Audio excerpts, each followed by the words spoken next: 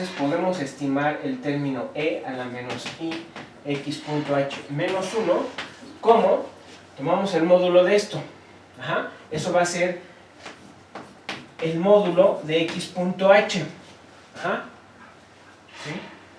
Y cuando toman el módulo de esto, el módulo de esto, eso es menor o igual que la integral del módulo, pero el módulo de esto es 1, ¿ok? Entonces, y eso es menor o igual que 1 por la longitud de este intervalo, pero es 1, entonces esto es menor o igual que el módulo de x.h, ¿sale?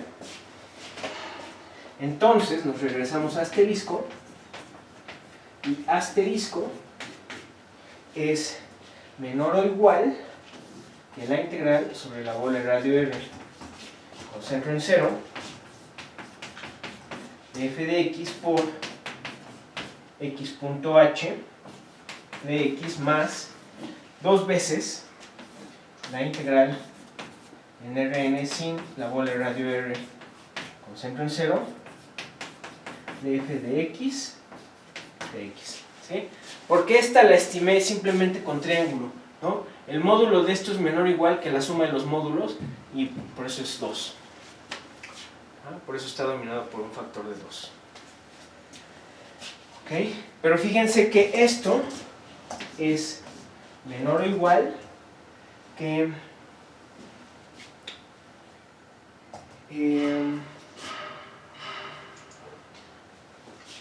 esto va a ser menor o igual que r por la norma de h, ¿okay? Porque x está integrándose en la bola, estoy usando Cauchy-Schwarz, r por h, por la integral, ¿saben qué? Lo voy a escribir arriba.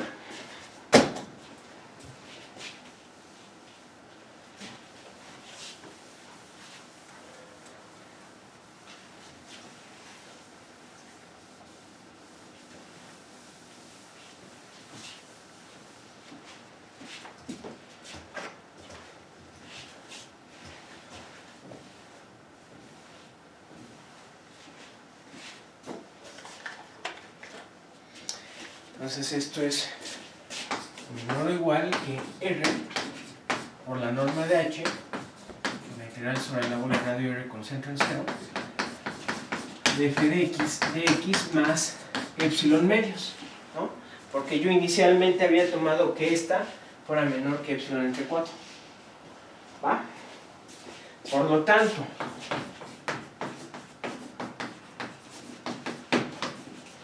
si tomamos el módulo de h menor a delta y delta lo tomamos menor que epsilon por 2r, la integral sobre la bola de radio r, con centro en 0, f de x, se sigue que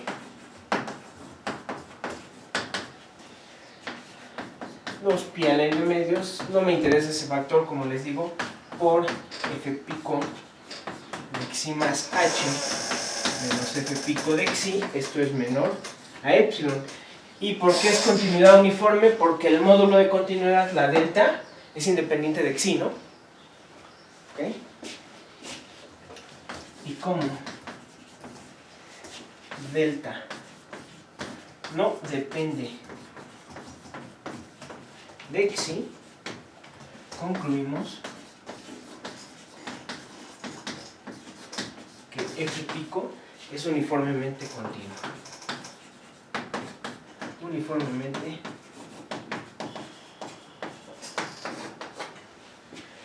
continuo. ¿Sale?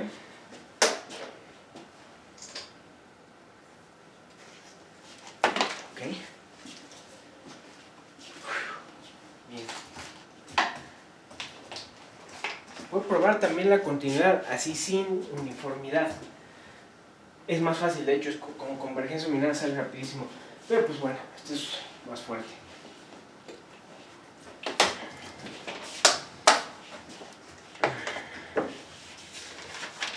Ok. Proposición 3 entonces.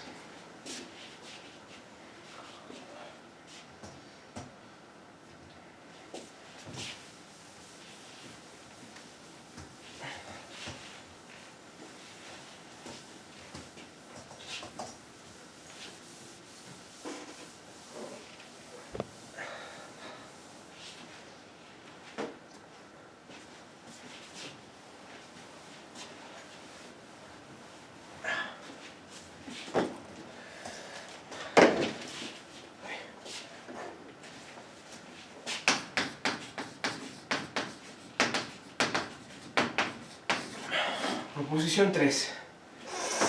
1. Si f está en la clase de Schwartz, entonces la derivada alfa de f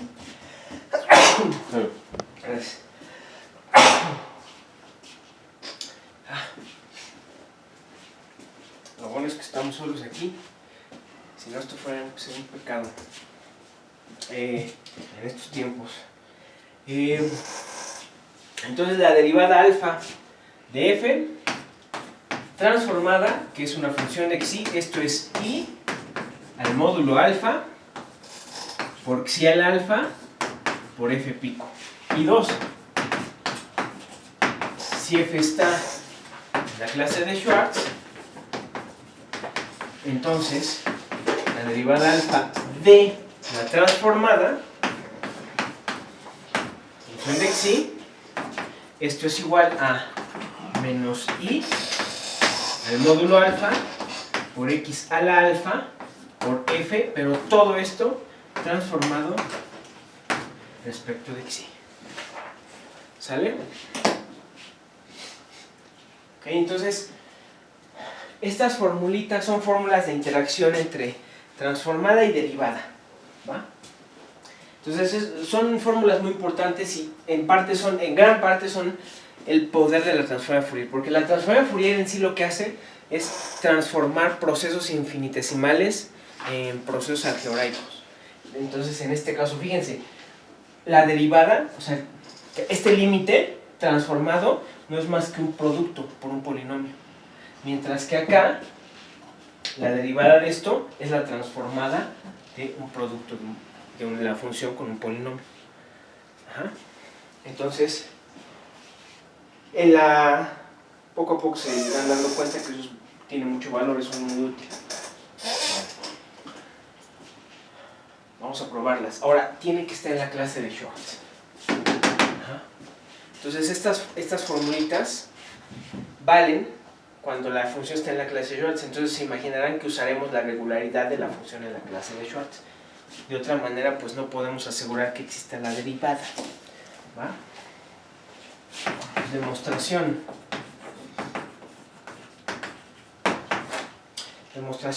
Primero que nada, antes de empezar la demostración en sí, vamos a hacer una observación. Primero notemos que si f está en S y g es una función con primera derivada continua y acotada, o sea, es una función continua, acotada, con primera derivada continua y acotada. ¿Sale? A eso me refiero. Si f está en la clase Schwartz y g es de esta clase, entonces tenemos la siguiente cuenta.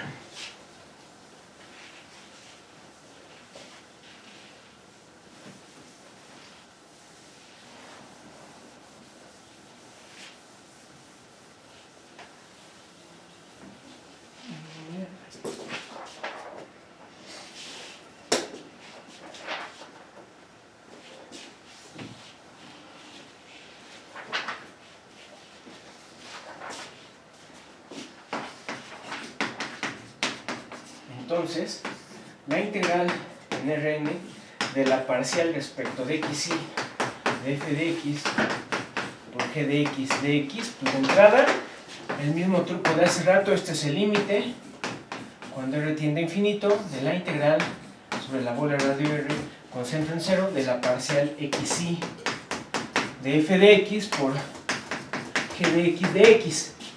¿Sí? ¿Va?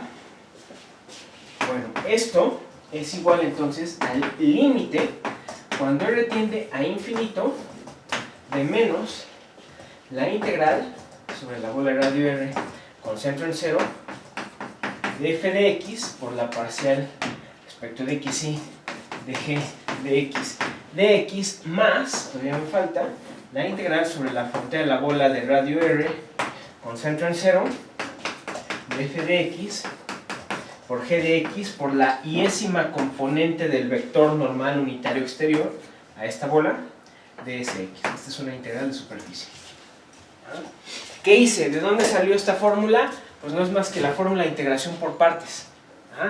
Luego, casi nunca nadie sabe qué es la fórmula de integración por partes, pero la fórmula de integración por partes no es más que el teorema de Green, el teorema de la divergencia de Gauss, de hecho, aplicado a un producto. ¿Sí? De ahí sale. Entonces dice que la parcial xi de u sobre omega por b es igual a menos la integral sobre omega de u por la parcial xi de b más la integral sobre la frontera de omega, ¿ok?, de u por b por la iésima componente del vector normal unitario exterior. Es la formulita, la deben conocer. ¿Y por qué hice primero este truco? Bueno, la fórmula de integración por partes, que otra vez es consecuencia del teorema de la divergencia de Gauss,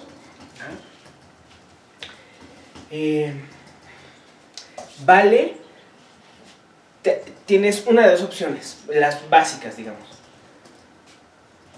O integras sobre un conjunto acotado con frontera suave, o lo menos que puedes pedirles es que la frontera sea Lipschitz, de hecho, ¿okay? Con frontera Lipschitz suave, vamos a decirle suave, C1, con frontera C1, ¿okay? Pero el omega acotado. Si omega no está acotado, no vale.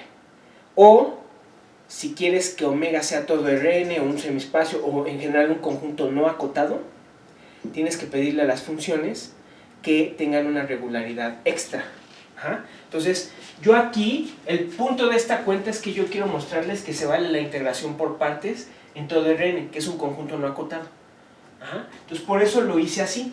Entonces, el chiste, de hecho, aquí está, fíjense, la fórmula de integración por partes quedará demostrada en el momento en que pruebe que esto es cero, cuando el límite de R tiende a infinito y esto es Rn. Vean cómo cambia esta hacia este lado. Eso quiere decir que tengo que probar que esto es cero. Pero aquí se ve la condición. No vale para cualquier función. Necesitan, por ejemplo, que la función decaiga muy rápido en infinito. Pero lo tenemos porque la función f está en la clase de Schwartz. Entonces podemos, a lo que voy es que vamos a demostrar una integración por partes para funciones en la clase de Schwartz, aun cuando Rn pues, es un conjunto que no es acotado. ¿Sí? Ok. Entonces, el teorema de la divergencia es especial. Es muy útil, pero sus hipótesis son bastante rígidas, ¿no? Pues, si quieres que omega no esté acotado, tienes que pedirle decaimiento a las funciones, y si las funciones no tienen decaimiento, el omega tiene que ser acotado. ¿Okay? Y le puedes bajar las hipótesis a omega a que la frontera sea suave. Por eso, a que la frontera sea Lipschitz. Entonces, la mínima hipótesis que pueden pedir es que la frontera sea Lipschitz. No se puede pedir menos. Hay ejemplos. Por eso escribí esto como el límite de una integral sobre una bola. Porque la frontera de una bola es C1. ¿Sale? Entonces,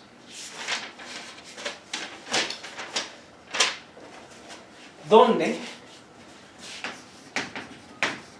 Observen que la integral sobre la frontera de la bola radio R con centro en cero de f de x por g de x por la iésima componente del vector normal, esto es menor o igual que la integral sobre la frontera de la bola de radio R con centro en cero de f de x por g de x. Esto es unitario, esto es la componente de un vector unitario. Pero fíjense que esto es menor o igual que la norma infinito de g por la integral sobre la frontera de la bola de radio R con centro en 0 del módulo de f de x. Vamos a ponerle a esto infinito. Entonces ahora ya intuitivamente se ve, ¿no? Se ve que eso debe irse a 0 porque f, cuando r tiende a infinito, pues como la f decae, porque está en la clase de Schwartz, pues esto se va haciendo cada vez más y más pequeño. Nada más hay que probarlo, pero intuitivamente ya se ve. Y de hecho, creo que sí, le podemos disminuir las hipótesis a la g a que sea C1 en Rn intersección, función continua en Rn. No necesitamos que la primera derivada sea acotada, ¿eh?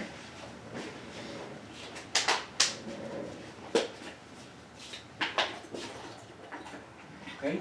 No se necesita. Entonces, si quieren, modifíquenla ahí. Nada más esto será suficiente. ¿Va? Entonces ya nada más hay que ver ese decaimiento.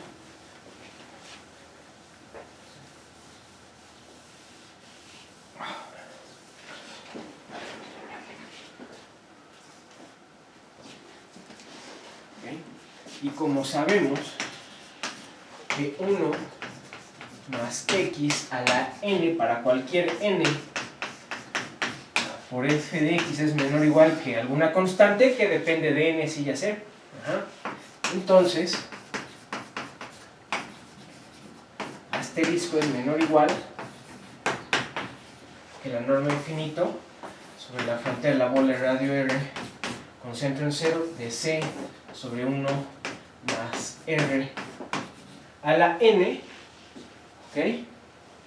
¿Sale? Respecto de ese x.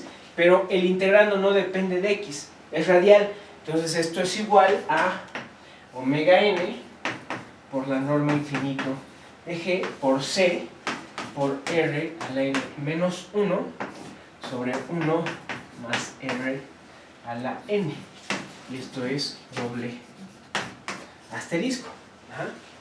¿Y cómo?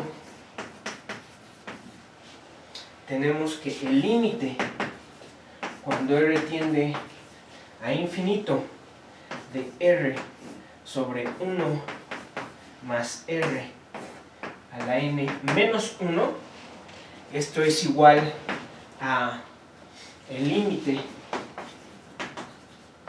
cuando r tiende a infinito, y vamos a factorizar la r, me va a quedar 1 sobre 1 entre r más 1, si la r tiende a infinito,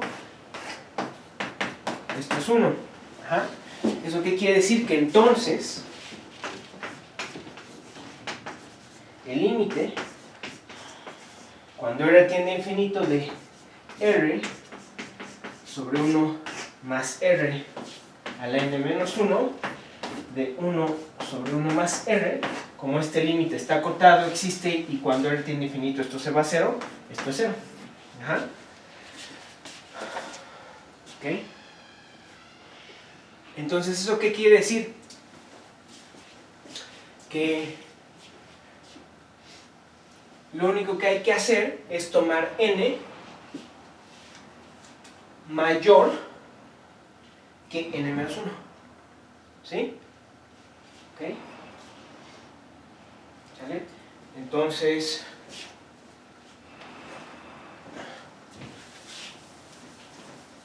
hay que tomar la n mayúscula, más bien.